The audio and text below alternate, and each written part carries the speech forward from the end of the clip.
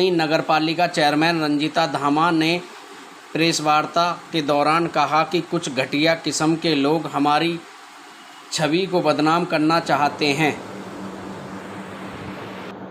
Ma'am, आज आपने जो प्रेस कॉन्फ्रेंस बुलाई, किसने बुलाई? देखिए, आज जो ये प्रेस कॉन्फ्रेंस मैंने यहाँ पर आप सभी लोगों को आमंत्रित किया है, उसका एक विशेष कारण रहा है।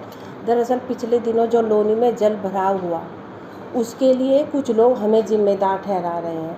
पहले ललित शर्मा जो यहाँ पर विधायक प्रतिनिधि है, वो अपना एक पत्र लिखते हैं। जब यहाँ पर जल निकासी की जो समस्या आई और सफाई से संबंधित जो समस्या आई, तो हमने यहाँ पर सफाई के लिए लायन ग्रुप और कंपनी को नियुक्त किया हुआ है। और जो नालों की सफाई के लिए था, वो हमने जल निगम को 40 लाख रुपए की किस्त हम 30 मई को दे चुके थे। लेकिन जल निगम ने सही समय से वो नालों की सफाई नहीं कराई, जिसका और सफाई के लिए अगर सफाई से संबंधित कोई शिकायत लोनी के अंदर आती है, तो उसके लिए लायन ग्रुप जिम्मेदार है, क्योंकि हम केवल उन लोगों की मॉनिटरिंग कर सकते हैं, लेकिन वे अपने आप में उनके, मैं कहूँगी कि उनकी खुद की जिम्मेदारी बनती है कि अगर इस तरह की कोई समस्या आती है और शिकायतें आती हैं, तो उनका तुरंत निस्तारण हो। अब जब हम सफाई कर्मचारियों को लेकर उनको टाइट करते हैं ताकि उनको थोड़ा डर हो, वो अपना काम अच्छे से करें, तो उनके समर्थन में यहाँ के एक जनप्रतिनिधि के द्वारा कुछ लोगों को संरक्षण प्राप्त होता है, वो उनके समर्थन में आ जाते हैं। अभी 2 दिन पहले मैंने एक उस फेसबुक के माध्यम से एक पत्र पढ़ा जो ये ललित शर्मा है, उसने लिखा था, और उसमें लिखा कि मैंने इनसे 25 लाख रुपए की मांग की, अपने पति की जमानत के लिए, वो नहीं दी, तो मैंने इनके खिलाफ़ मुकदमा लिखवाने के लिए कह दिया। पहले तो मैं उनकी जानकारी के लिए डाल दूँ, धामा जी की जमानत हुए 4 महीने हो चुके हैं। अगर मैंने 25 लाख की मांग की थी, तो ये मुद्दा उन्हें पहले उठाना चाहिए था। 4 महीने पहले वो सो गए थे क्या? अब उन्हें 4 महीने पहले, जब भी हम कुछ करने के लिए जाते हैं, तो उल्टा हमारे ऊपर एलिगेशन लगा दिए जाते हैं।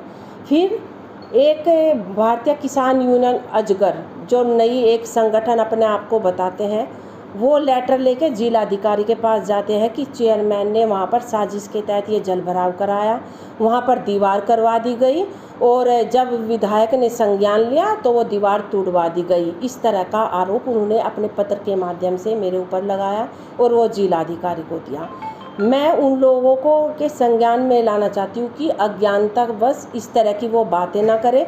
वो दीवार मैंने नहीं लगवाई थी, वो दीवार जल निगम के जो अधिकारी थे, उन लोगों ने नाले की सफाई के लिए लगवाई थी। जब मैंने उनसे इस विषय में बात की कि आप लोगों ने कोई दीवार लगवाई थी क्या, तो उन्होंने मुझे बताया नालों की सफाई के लिए पानी का रोकना ज़रूरी था। अगर पानी नहीं रोकते तो प्रॉपर तली पार्ट जो नालों की सफाई थी सीवर की, वो नहीं हो पाती, और सफाई कराने के बाद वो दीवार उन्होंने हटवा दी। वो दीवार जल निगम ने लगवाई थी। एक तरफ ये भारतीय किसान यूनियन अजगर, जो नई, मैं कहूँगी कि एक नया संगठन तैयार हुआ है, ये कोई किसानों के हितों की लड़ाई नहीं लड़ता है। अगर ये किसानों के हितों की लड़ाई लड़ते तो जो भारतीय किसान यूनियन अम्बावता था, ये उसी में बने रहते। अम्बावता ने इनको इसीलिए बाहर का रास्ता दिखाया है क्योंकि ये लोग केवल दलाली का काम करते हैं, ये कोई किसान संगठन नहीं है। और यहाँ के एक जनप्रतिनिधि का इनको संरक्षण प्राप्त है, उन्होंने ये संगठन नियुक्त किया है, इनका काम केवल दलाली करना है।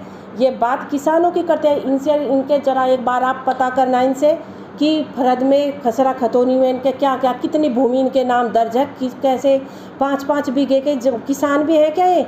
मैं भी एक किसान की बेटी हूँ, मेरे भाई, आज भी मेरा पूरा परिवार है मायके में प्रॉपर खेती पर निर्भर है, खेती होती है। मुझे किसानों का पता है कि क्या क्या उनकी समस्या होती है, कैसे गन्ना बोया जाता है, कैसे गेहूं की फसल तैयार होती है।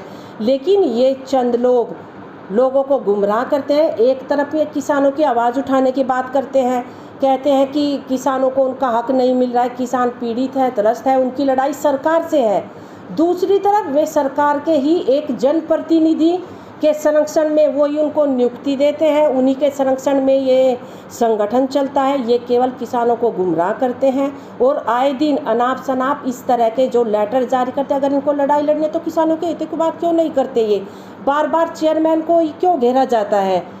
इसका भी एक बड़ा कारण है क्योंकि नगरपालिका के चुनाव बहुत नज़दीक हैं और ये लोग चाहते हैं कि किस तरह से इनको बदनाम करके इनको यहाँ से बाहर निकाला जाए और इनका यहाँ पर एक छत्र राज चले। लेकिन हमारे रहते हुए जो वो गलत चीज़ें ये सोचते हैं कि एक छत्र राज उनका यहाँ चलेगा, ये बिल्कुल नहीं चलेगा। चुप रहने का ये मतलब नहीं है कि आए दिन आप हमारे ऊपर तमाम इस तरह के आरोप लगाए। पहले अच्छे से जानकारी एकत्रित करें और तब इस तरह के आरोप हमारे ऊपर लगाएं।